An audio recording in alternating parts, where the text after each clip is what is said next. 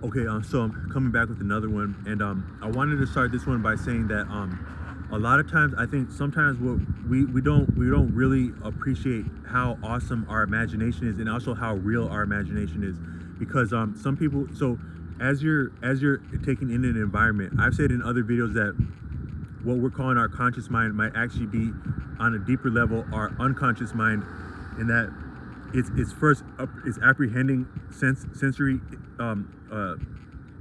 sensory influences, and then deciphering them, and then fashioning and rendering to our awareness what through our past experiences is appreciated, the patterns within our past experiences that would be significant to our present ability to reason in an environment and exist within an environment and thrive and survive. It's like a prioritization. So I think that, like, you're when it comes to short and long-term memory, that might be a feature of the mind prioritizing. Some people would call different people like bias, or I think some people might call one another bias to different degrees, or I think when a person has a problem with another person's attitude, they're in a certain way they're having a problem with that person's form of bias. But you could almost say that the mind itself is bias itself, because what the mind does constantly is it discriminates light and dark, hot and cold, up and down, east and west. And discrimination doesn't have to be bad in itself, as it goes to rendering to appreciating an environment, because it has one to do with patterns and differences within, because you need to appreciate similarity and difference to apprehend a pattern. And a lot of our ability to reason life is a function of patterns. Sometimes you wonder, what's the difference between a small child and an adult, a minor and a person of majority. There's some of that is physiological, and is the actual physical constitution of the mind. Part of that, such as puberty, is a clear example of that. But within that, and part of that is the recognition of patterns, so that a younger person, they haven't done as much living to have the same appreciation of pattern. On one sense, they might be stronger for that because they haven't been jaded by those patterns or those experiences or those sensations, where some of the things that we actually sense and experience, they somewhat corrupt and limit and blunt and stifle our ability to further experience sensations. An example of that is, according to the order Osho, when people take in psychedelic substances or different plant substances, the actual word would be entheogen, not drug. Drug is like a buzzword. That's like a coined term, I think, that has political overtones and implications. But entheogen is the plant and animal, maybe mineral matter that can affect consciousness. But it can, as much as it can bolster a person's awareness, like appreciating colors differently, it can also dilute or corrode that. And that one is that you're jaded by the discrepancy of being sober and actually knowing what's possible, but also your ability to take in perceptions can be also stifled by that. Another example is the ecstasy, the same way, where ecstasy can give people experiences of sensuality. I've heard people give testimony of that. I've heard people give testimony of that, and then but then the contrast of experiencing even something as beautiful as, like, maybe love making or sensuality while sober, having the contrast of the experience of that substance, it can be limiting in that way. But then also it changes the temperature of the body to where there can be deletions in holes in the actual brain tissue because of that substance. Then from that point, it's now twice as dull, because it's dull with the contrast, and it's dull with the change of the constitution of the mind. So what I meant to say is that but sometimes actually you might say that but our mind is still prioritizing, and it's finding the meaning in the past patterns in order to reason an environment. And the difference between a young person and a person, so I'm saying a young person, they might actually take in sensation better, or they might be able to appreciate certain instincts better because they haven't been jaded yet, or they haven't had as much damage yet.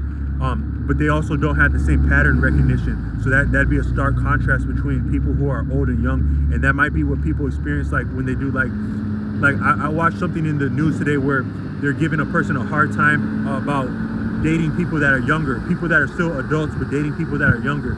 and a lot of people, there's a lot of like cultural attitudes about and norms and mores about what's appropriate in terms of age discrepancy in dating, and that's actually been contentious and argued in, I think, in many societies. It maybe same-sex dating has been an issue in maybe all human society. And I don't mean to say issue as though there's a problem, but it has been a theme that has been appreciated better or less, and there's been pain on about that come from that in different human societies. But also the discrepancy in age, where some people would say that there's actually it's healthy to have a little bit of discrepancy in age between people that are dating.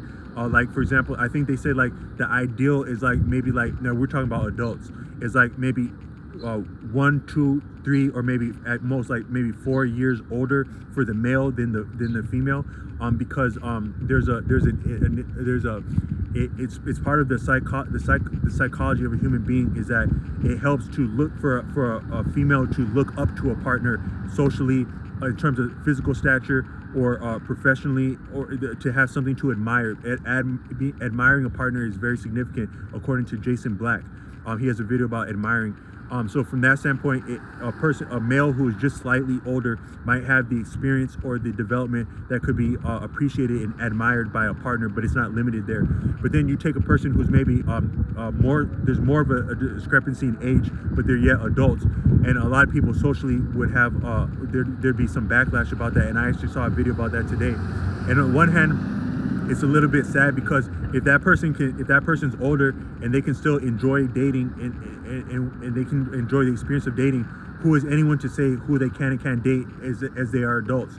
But part of the discrepancy that people might be reaching for as an instinct, as a human instinct, is that a human being can appreciate that there would be differences in the pattern recognition, and therefore the tastes and the lifestyles and the values of someone who's done less of living that we can appreciate, and someone who's done more of it that would come about. And that might be what people are hesitant about when they see like a gap like that. But all I meant to say is that our minds yet do discriminate in order to understand an environment, and that doesn't have to be good or bad. What's more so damaging is when people get on board on the same discriminations, and then they have the same prevailing attitudes and values that can be arbitrary or disingenuous or dishonest. And then you have group interests on top of that, and then you have conspiring and collaborating to hoard and mitigate resources that can be punishing to people who are outside of the favor of that, or it can actually be harmful to people within the favor of that because they have it a little bit too good, and there can be some backlash and setbacks about having it too good in life, I think.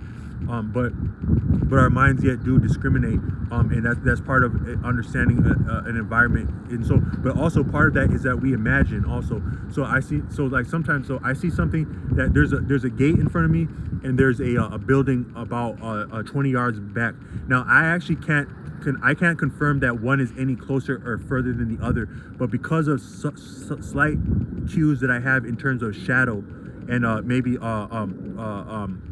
perspective, I can imagine that the other one is 20 yards back. I can accurately and at least reasonably imagine, and then that can help me operate. That can help me operate in the environment and manage to navigate an environment with my imagination of where something is or isn't. But it still can be reasoned that it's a form of imagination where it is and isn't, based on a limited scope of detail. But you could maybe say from that standpoint, what we're imagining or thinking or conceiving consciously is also informing our subconscious mind equally, almost. So it would almost be wrong to say that it's all coming from the subconscious mind. It might be a combination that's going on. But all I meant to say is that you've smelled a lot of things, but so to lead with the sense of smell, I think it requires imagination, is what I'm saying. So I'm saying that, like, sometimes, so as I'm sitting here, there are actually parts per million of all kinds of things around me that I have smelled before, but I'm not right now able to smell them. So there's like a pine tree way back there.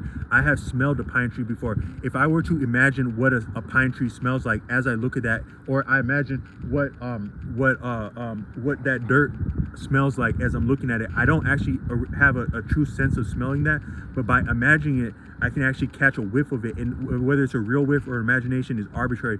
But you start thinking like that, and you may actually start smell differently, and then that might be one way of leading with smell, is that we actually are having a whiff of a lot of things, but we're just simply not imagining what they would smell like based on having smelled the same thing before, and that might actually be limiting our sense of smell.